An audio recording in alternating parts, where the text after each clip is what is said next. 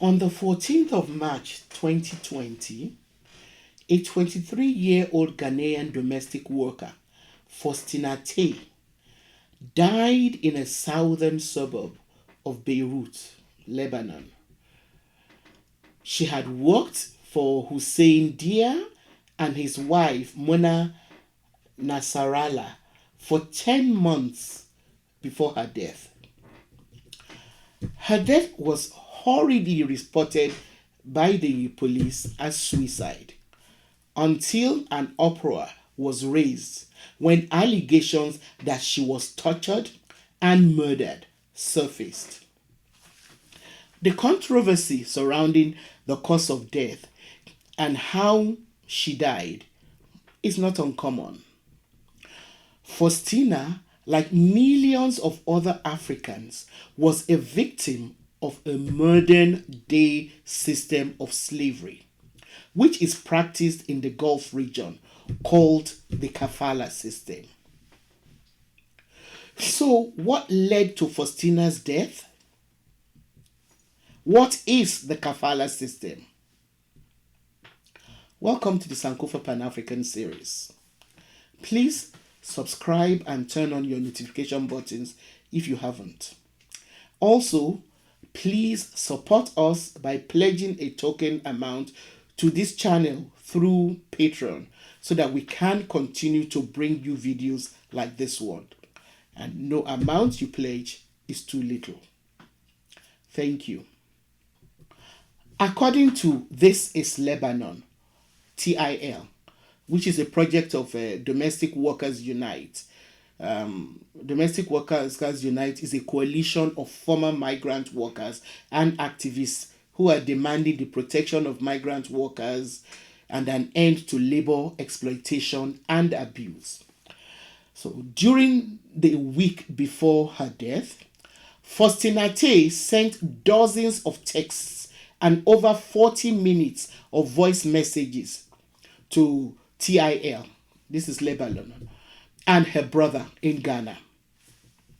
So TIL has documented many cases of abuse, enslavement, and even death of domestic workers in Lebanon. The texts and voice messages sent by Faustina Tay are available on the TIL website. So just look for it. This is Lebanon, TIL. Look for their website. So take some time to check out the website because the text of Faustina's messages provide detailed accounts of recurrent physical abuse by the Lebanese couple that she worked for under the Kafala system. I will deliberate on the Kafala system shortly. But first, let us look at Faustina Tay's life and how she ended up in Lebanon. Now, Faustina was a hardworking and ambitious young woman who, like many others, dreamt of pursuing her studies. Unfortunately, after graduating from the Krobo Girls Senior High School, she was unable to pursue her post-secondary education because her family could not afford to sponsor her. She therefore first tried to make a living by selling noodles in Accra, Ghana. But as most of us from the economic south will attest, that kind of small trading is like a road which leads to nowhere. Selling noodles will barely keep a person alive. So she was then forced to take a route that many other young Africans who are faced with a bleak future have been forced to take. Determined to earn money so that she could further her education, Faustina ended up as a domestic worker in Lebanon.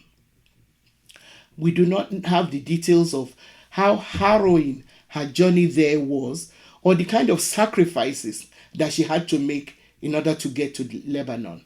But we can only imagine. She arrived in Lebanon on the 5th of May 2019 and was hired as a maid by the Dear family in Beirut. She was contracted to earn a paltry $200, which was supposed to be paid at the end of every month. However, her employers began delaying payments for 2 or 3 months at a time before paying her. A frustrated Faustina, who still had faith in the contract that she signed with the Dear family, requested to leave in the hope that she might find a better alternative. Her request to leave was not simply rejected, but she was subjected to brutal beatings, sexual abuse, and various forms of violence at the hands of different members of this family before she eventually died. Apparently, it is common practice among employers of Africans and other migrant workers under the Kafala system to withhold salary of their employees for months at a time and brutalize them.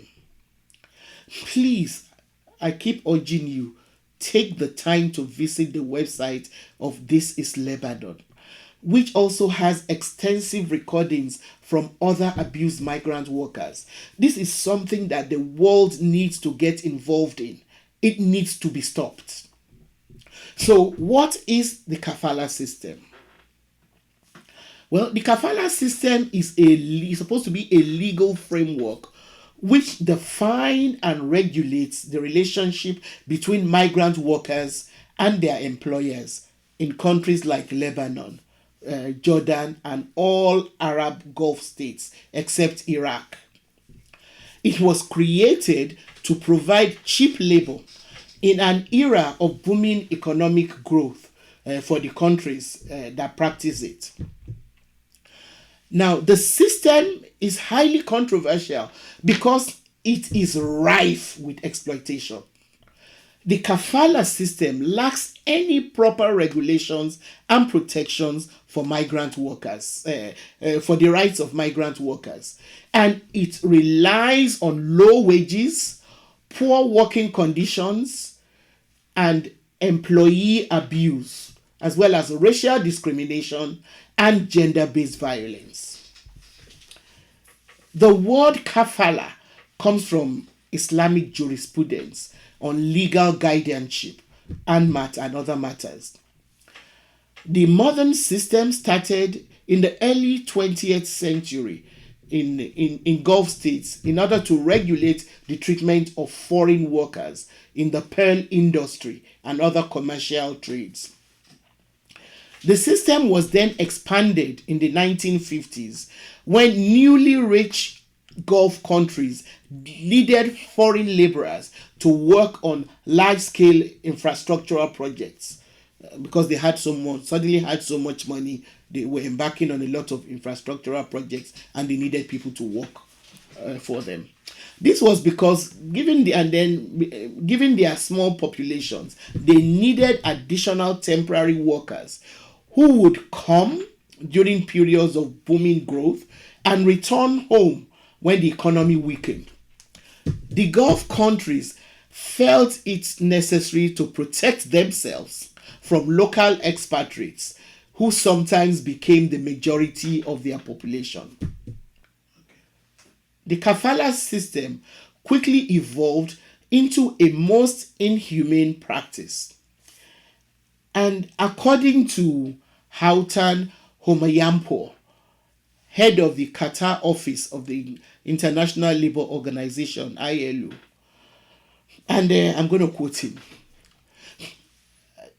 they would bring in workers from abroad that didn't speak the language, that were not aware of the cultural sensitivities, that came without a social support network.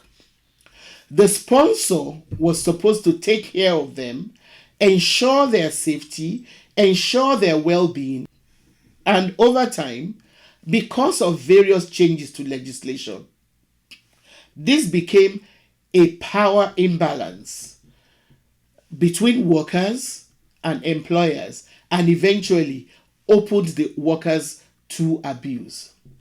End of quote. Initially, the system mostly favored Arab workers from nearby countries such as Egypt.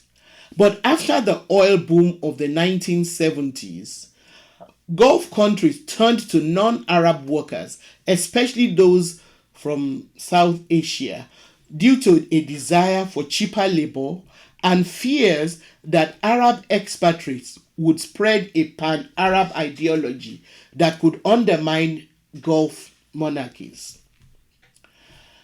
Non Arab workers then outnumbered Arab workers after the first Gulf War, when some 2 million Egyptians, Palestinians, and Yemenis were expelled from the region because of their government's support for Iraq's invasion of Kuwait.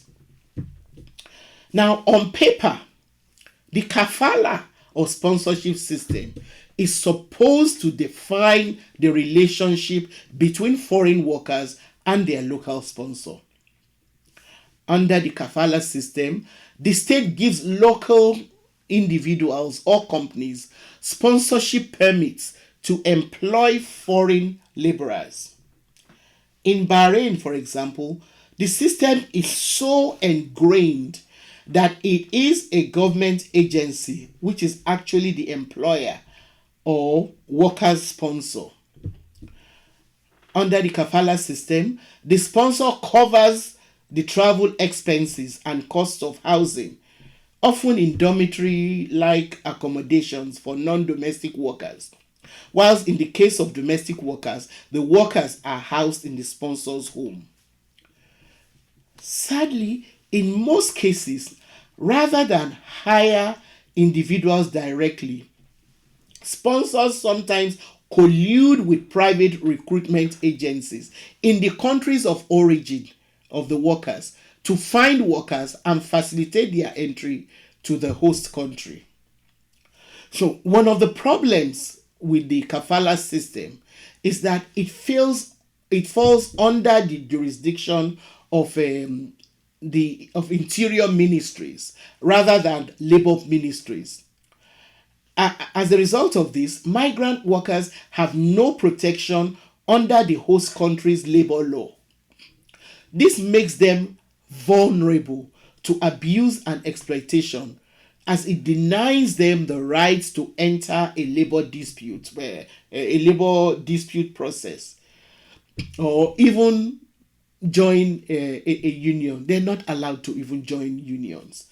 Also, because workers' employment and residency visas are linked and only sponsors can renew or terminate them, the system allows private citizens, rather than the state, to control the legal status of the workers. This creates a power imbalance that sponsors exploit in most situations. Workers need their sponsors' permission to change jobs, end employment, and enter or exit the host country. So, leaving the workplace without the permission of the employer is an offense that results in the termination of the worker's legal status, and it can result in imprisonment or deportation. Even if the worker is fleeing abuse, workers have no recourse whatsoever in the face of exploitation, which is why the system has been described by many experts as modern day slavery. The Kafala system is practiced in the Gulf Cooperation Council, GCC countries, and the United Arab Emirates, as well as Jordan and Lebanon. Sadly, a lot of African youths who are forced by the increasingly difficult economic circumstances of their home countries continue to fall victims to this vicious Kafala system. It is the same warped global economic system which drives young Africans across the desert and perilous transatlantic journeys towards an elusive life in Europe. Under the kafala system, employers regularly confiscate passports, visas, and phones, and they confine domestic workers in their homes. In other words, they imprison them in their homes. Non-domestic workers often live in overcrowded dorms, which have become especially dangerous during this coronavirus pandemic. Often, kafala workers are forced into debt, a kind of debt bondage. This is because although most host countries require employers to pay recruitment fees, these often get passed on to the workers, who then take out loans in order to pay for them to and by taking out those loans, they then become indebted to their recruiters. Employers also sometimes reduce or withhold workers' wages, and they do so. They claim to do so because they say they need to pay off recruiters, but often they just do it to punish the workers. Now, the kafala system encourages forced labor because recruiters use deception or coercion to entice workers, who then end up being forced to do the kind of work that they did not bargain for. The contract substitution is also a common tactic that is used to commit workers to accept poor wages and horrible working conditions by signing multiple contracts, often in languages that they don't understand. And once the workers are entrapped, sponsors can then sell their visa to another employer while remaining the official sponsor. The new employer is therefore not under any obligation to keep the same terms as the original one. The new employer can then force the worker to take on different types of work or lower wages. It's all very, very disturbing. The system also forces workers to depend on sponsors to remain in the country legally, because sponsors can invalidate their status for any reason. Most of these workers often take jobs that nationals of the Gulf countries find undesirable for financial or cultural reasons, such as construction, domestic work, or in service in some industries. They also earn less than locals. White collar workers and those from Western countries, of course, generally receive better treatment. As such, racism often magnifies the inhumane treatment of darker skinned African workers. And the 2020 UN report on racism in Qatar, actually found that foreign workers of all income levels reported that their salaries depended on their countries of origin. And that despite possessing professional degrees, some migrant workers reported being relegated to low-income jobs, most commonly linked to and occupied by workers of their racial or ethnic group. It's just sickening. So it doesn't matter what their qualification is, their country of origin or their skin color will determine the kind of jobs that they're given or the kind of salaries that they earn. In the same way, gender-based discrimination also plays out in the kafala system. The gendered abuses of the kafala system are especially worrisome, given that in some countries, such as Lebanon, women compose the majority of kafala workers. So domestic workers, usually women, face the most abuse, including sexual violence. But victims often do not report, out of fear of their sponsors, or the danger that they can be charged with crime, because certain countries such as Kuwait and Qatar have imposed female workers and have imprisoned female workers for engaging in extramarital sex, even in cases of rape. So a female domestic worker who is being sexually abused is in a catch-22 situation. She can't leave and she cannot report because she might be imprisoned for having engaged in extramarital affairs. So what should be done to stop this? I believe that the Middle East lags behind other regions in ratifying international agreements that protect workers. This needs to change. For example, no host country has ratified the ILO's Domestic Workers Convention, which commits signatories to setting a minimum wage, eliminating forced labor, and ensuring decent working conditions, among other forms of protections. Even where laws do protect workers, they are often poorly enforced. The countries that practice this odious system should be compelled to ratify international agreements that protect workers. African countries also need to look more closely into the well-being of their citizens who are forced to go and work in countries which practice this kind of modern-day slavery. Thank you for watching. Don't forget to subscribe to the Sankofa Pan-African series channel. Like our videos and please share them with your contacts.